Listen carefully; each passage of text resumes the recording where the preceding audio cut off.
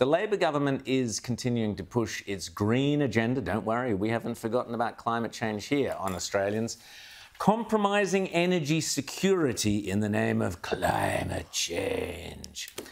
But sensible residents in the Hunter Valley are fighting back, protesting the government's plan to erect these giant offshore wind farms, these monstrosities off the pristine waters of Port Stephens and Newcastle. Joining us to discuss the latest is Nationals MP David Gillespie. Great to see you, David. Now, there have been paddle against wind farms. There's been protests. People are realising that these windmills are going to have a negative impact on fisheries, on tourism, I guess on all sorts of recreational activities, as well as being extraordinarily ugly and inefficient. David, tell us your thoughts. What's happening up there? Well, there's universal opposition to the concept of these offshore floating wind farms. They are a testament to absolute madness. They will become rusting hulks, an impediment to commercial sea traffic, to the fishing industry, to the blue water economy of whale watching. The whales themselves, there's 10,000 of them that will have to cope with all the seismic testing and all this seabed disruption, the chains. There's a subterranean mesh of power grids and a huge exclusion zone around it. And it's right off the northern entry into the Port of Newcastle and off Port Stephens and up almost to Seal Rocks, adjacent to two federal and state marine parks. Dotted nearby are Ramsar protected islands. It is a nature's wonderland on a worldwide scale. It's pretty rare to see something as pristine and untouched as this. But also, it affects national security because it makes our energy system more dependent on the weather. It's absolute madness, Rowan. I don't know what planet these people are on. They think they're saving the world, but they're destroying Australia's energy security, misallocating billions of dollars to these offshore companies. They've run out of places to put wind farms in Europe, so they're coming down here to test run these floating ones. And the prodigious use of steel, cement, critical minerals, like everywhere I look, it's just nonsensical. But anyhow, Chris Bowen and the Labor Party are steamrolling through, and they're about set to produce feasibility licences, and all the seismic testing and damage to whales will start. Rita. Now, David, we've had the coalition have a victory with the Voice. That was a hard-fought-for debate, but you staked a position, you articulated why you were in the no camp, and you gave the Australian people a clear choice, and they made that choice. Why are we not seeing that in this arena? Why are we not seeing, when it comes to energy policy, when it comes to climate change? Yes, you just made a lot of sense, but at the end of the day, you're part of a coalition that has a net zero policy as well. So how about actually giving the Australian people a clear choice between cheap, reliable energy and this renewables folly that's going to cost us a lot more than just high bills? Oh, Rita, you and I are on the unity ticket. You're stealing all my words. She does that, David. Get used to it, mate. Get used to it. Yeah, no,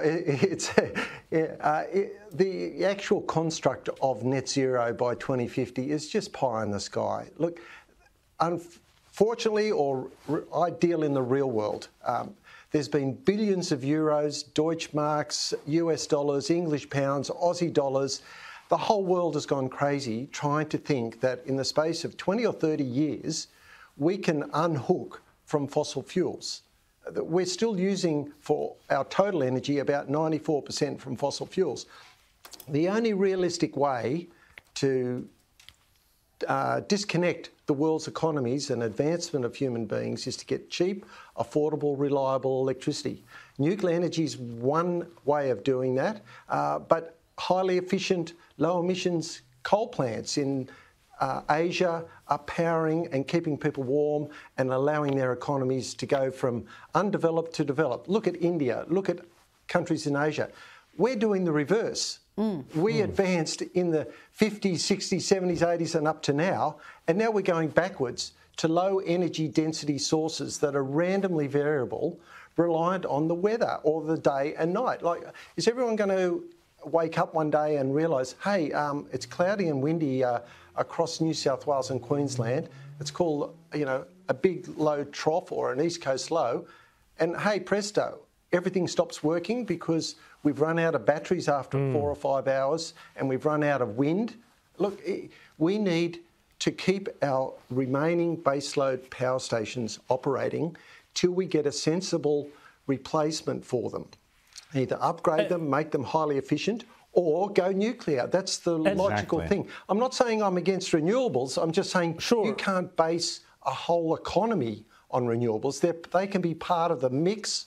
They can be like the icing on the cake, but you can't make the whole cake out of renewables. That's a very tasty analogy there. But, David, I want to ask you about the politics of all this, a kind of a double-barreled question here. Number one, why are they proposing that these offshore wind farms go off of places like Port Stephens when you've got, the urban conurbations where that power would go? Why are they going off the coast of Manly and Wentworth and Bondi and places like that? Firstly, and secondly, does the coalition think, I know that Peter Dutton has been up to the Nelson Bay area, the seat of Patterson a couple of times in the last month. Is this going to be a big issue, do you think, in the next federal election, which could be called as soon as late next year? Look, undoubtedly it will be, but across the country, this is the most obvious and latest canary in the coal mine, so to speak, or the latest wind tower, in nature. Look, people have realised the folly of it all, and it's going to destroy the blue water economy. There's $1 billion worth of fisheries catch coming out of this proposed area, and underneath these floating turbines, there'll be a mesh of power grids, big anchors that are huge bits of geoengineering. They're going to have to scrape the floor to put 200-tonne anchor points down. They'll rust. Imagine what would happen. It's about 1,900 square kilometres, the area, rated for 5,000 megawatts. That means 312 of these absolute giant wind floating on the waves, anchored by huge change, and then electrical cords going into the mainland. You won't be able to fish in it. You won't be able to have coal ships or fuel ships coming anywhere near it, sailing boats. The whales will be disrupted, all the electrical currents, all the clinking and the noise of the chains, let alone all the seismic testing and blowing up the seafloor to make them get solid anchors. It's just bad everywhere. Now, look, people have realised that's a problem, but so have all the people in Newcastle, who realise it's their economy. The people in Port Stephens are irate. We had between 2 and maybe 2,500 people turn up on Saturday morning. Myself and other speakers, including Barnaby Joyce, we have called it out because this is happening not just off Mile Coast and Port Stephens, it's happening down on the south coast, off Gippsland, off Western Victoria and into areas of South Australia. And hey, presto, all this stuff is going to disrupt all those fishing grounds, all that traffic. The geostrategic consequences of it is the most scary thing, though, because really trying to run a country based on whether it's windy or sunny. You're 100% correct. You're absolutely. And we are going to have. It's just bizarre that this fairy tale mirage has got as far as it's got. Exactly. I'm going to have to jump in there, David. Advocated for it before have changed their mind. Yeah, exactly. Now, thanks so much, David.